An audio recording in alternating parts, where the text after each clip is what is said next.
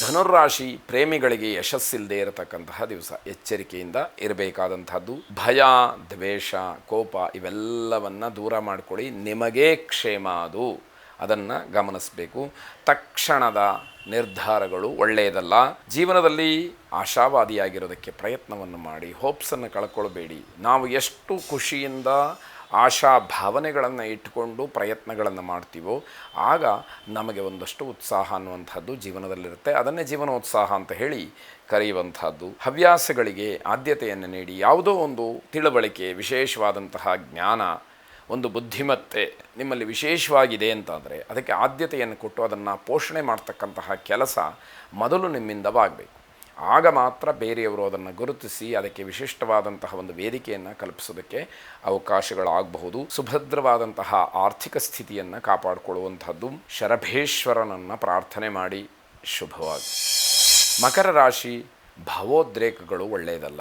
ಯಾವುದೋ ಸಿಟ್ಟಿನಿಂದ, ಕೋಪದಿಂದ ಅಥವಾ ವೀರಾವೇಶದಿಂದ ಹೋರಾಡ್ತಕ್ಕಂಥದ್ದು ಈ ದಿವಸ ಒಳ್ಳೆಯದಲ್ಲ. ಆಹಾರ ಮಿತವಾಗಿರಲಿ. ಆರೋಗ್ಯದ ದೃಷ್ಟಿಯಿಂದ ಆಹಾರವನ್ನು ಸರಿಯಾಗಿ ವಿನಿಯೋಗ ಮಾಡಿಕೊಳ್ಳಿ, ಉಪಯೋಗ ಮಾಡಿಕೊಳ್ಳಿ ಎನ್ನುವಂಥದ್ದು. ಮಕ್ಕಳಿಂದ ಅನುಕೂಲವಾಗೋದ್ರಿಂದ ಸಂತೋಷವಾಗುತ್ತೆ. ಮಕ್ಕಳ ಸಾಧನೆ ನಿಮಗೆ ಖುಷಿಯನ್ನು ಕೊಡುವಂಥದ್ದು. ಯಾವುದಕ್ಕೂ ಯಾರನ್ನೂ ಕೂಡ ಬಲವಂತ ಮಾಡಬೇಡಿ. ಯಾವ ವಿಷಯವೇ ಇರಲಿ ಬಲವಂತ ಮಾಡಬೇಡಿ. ನಿಮ್ಮ ಕರ್ತವ್ಯ ಒಂದು ಸಾರಿ ಹೇಳಬೇಕು, ಒಂದು ಸಾರಿ ಕೇಳಬೇಕು, ಅಷ್ಟು ಮಾಡಿ ನಿಮಗೆ ಅನುಕೂಲವಾಗುವಂಥದ್ದು. ಮಕ್ಕಳಿಗೆ ತಿಳುವಳಿಕೆಯನ್ನು ಹೇಳಿ, ನಿಜಾಂಶವನ್ನು ತಿಳಿಸಿ, ಸತ್ಯದ ಅರಿವನ್ನು ಮಕ್ಕಳಿಗೆ ಮೂಡಿಸಬೇಕಾದಂಥದ್ದು. ವಿಷ್ಣು ಸಹಸ್ರನಾಮವನ್ನು ಶ್ರವಣ ಮಾಡಿ, ಪಠನ ಮಾಡಿ.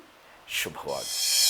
ಕುಂಭರಾಶಿ ವೈಯಕ್ತಿಕವಾದಂತಹ ಜೀವನ ನೀರಸ ಅಂತ ಹೇಳಿ ಅನ್ನಿಸಬಹುದು. ಯಾವುದೂ ಸಮಾಧಾನ ಕೊಡ್ತಾ ಇಲ್ಲ.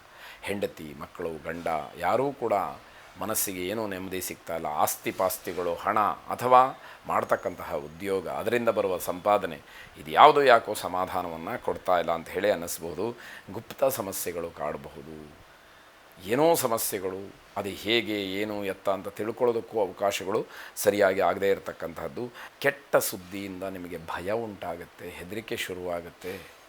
ಇದನ್ನು ಗಮನಿಸ್ಕೊಳ್ಬೇಕು. ಬೇರೆಯವರ ಜೊತೆಯಲ್ಲಿ ಸಹಜವಾಗಿ, ನೈಜವಾಗಿ ವರ್ತನೆಯನ್ನು ಮಾಡಿ. ನಾಟಕೀಯವಾದಂತಹ ಯಾವುದೇ ಪ್ರಸಂಗಗಳನ್ನು ತೋರ್ಪಡಿಸಬೇಡಿ ಎನ್ನುವಂಥದ್ದು. ಯಾರ ಮೇಲೂ ಕೂಡ ಕೋಪವನ್ನು ಮಾಡಿಕೊಳ್ಬೇಡಿ. ದುರ್ಗಾ ಪರಮೇಶ್ವರಿಯನ್ನು ವಿಶೇಷವಾಗಿ ಪ್ರಾರ್ಥನೆ ಮಾಡಿ. ಅನುಕೂಲ ಇರತಕ್ಕಂಥವರು ಕುಂಕುಮದಿಂದ ದುರ್ಗಾ ಪರಮೇಶ್ವರಿಯನ್ನು ಅರ್ಚನೆ ಮಾಡಿ ಪ್ರಸಾದ ಸ್ವೀಕಾರವನ್ನು ಮಾಡಿ. ಶುಭವಾಗಿ. ಕೊನೆಯದಾಗಿ ಮೀನರಾಶಿ ಕೆಲಸದಲ್ಲಿ ಹೆಚ್ಚಿನ ಒತ್ತಡ ಉಂಟಾಗ್ತಕ್ಕಂಥದ್ದು.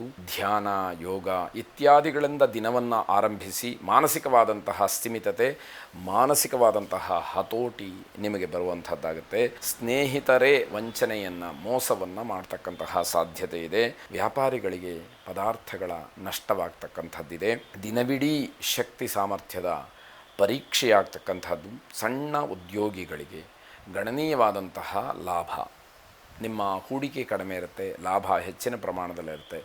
ಇದು ಬಹಳ ಸಂತೋಷವನ್ನು ಕೊಡ್ತಕ್ಕಂಥದ್ದು. ದಿನವೂ ಕೂಡ ನಿಮಗೆ ಹೀಗೆ ಅನುಕೂಲವಾಗಲಿ. ಸಮಯಾಭಾವ, ಅದರ ತಪ್ಪು ಇವೆಲ್ಲವನ್ನು ತಿದ್ದುಕೊಳ್ಳೋದಕ್ಕೆ ನಿಮ್ಮ ಕೈಲಿ ಆಗದೇ ಇರತಕ್ಕಂತಹ ಪರಿಸ್ಥಿತಿ. ಯಾವುದೋ ಕೆಲಸವನ್ನು ಸರಿಯಾದಂತಹ ಯೋಜನೆಗಳಿಲ್ಲದೆ ಮಾಡ್ತೀರಿ, ಅಲ್ಲಿ ಸಮಯ ಸಾಕಾಗೋದಿಲ್ಲ ಅಂತ ಅನ್ಕೋತೀರಿ. ಇವೆಲ್ಲ ತಪ್ಪಾದಂತಹ ತಿಳುವಳಿಕೆ ಆಗುತ್ತೆ.